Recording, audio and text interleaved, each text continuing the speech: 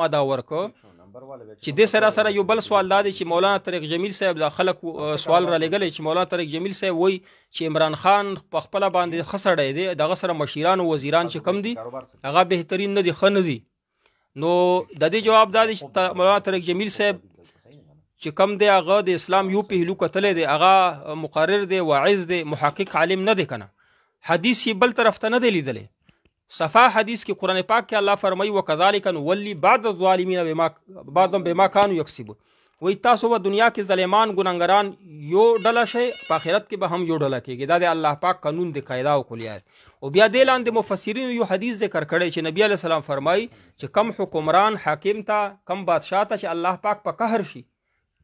الله پاک کله په قهر کېږي دا سړی چې ظالم وي کنه ګناهګار وي نو چې کله د حاکم بادشاه ظالم او ګناهګار وي نو بیا الله پاک د باندې څوک مسلط کی د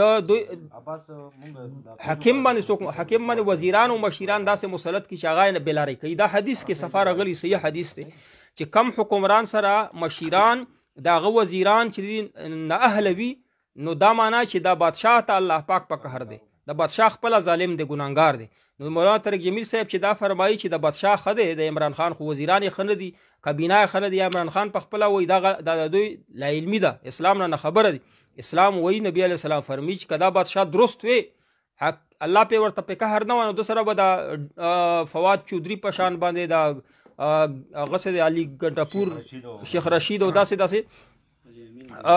مشیران وزیران به د سره نه وه دا چې الله ورکړي دی دا الله پاک دی بادشاه ته په قهر دی دا حدیث دی که نه دا حدیث هم شته چې کله عوامو ته الله پاک په قهر شي نو داسې عمران خان غوندې ظالم جابر حکمران پې مسلط کړي خو دا حدیث هم شته چې دی حاکم ته او بادشاه ته چې الله پې قهر شي نو داسې وزیران ورکړي لکه دا نن سبا وزیران او حکمرانان دي نو دا اسلام پورا پهلو چې وګورئ نو تا ته به دا خبره په دې کې معلومه شي چې عمران خان ګناه شته 100% ګناه ده د مهنګایي چې راغلي دا څومره مسلې چې راغلي دې کې د عمران خان ګناه شته د عوامو دا ګناه ده چې مونږ یې سپورټ کوو نو تا وایي چې شرعي طور باندې د سپورټ کول د شرعي طور باندې د سپورټ کول قطعا جایز نه دي ځکه دا د اسلام دپاره هم باعث خیر نه دی او دنیا دپاره هم غریبانانو نه تپوس وکړي چې